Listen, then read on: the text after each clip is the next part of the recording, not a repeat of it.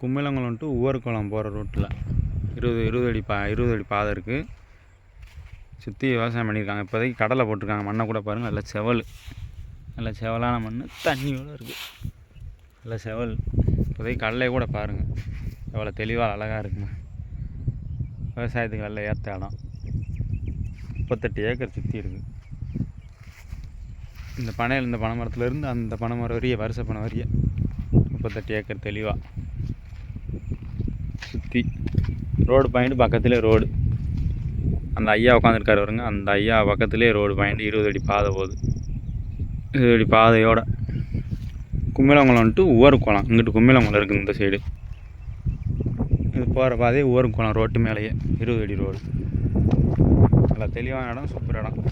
இப்போதைக்கு கடலை போட்டு விவசாயம் பண்ணிக்கிட்டு இருக்காங்க.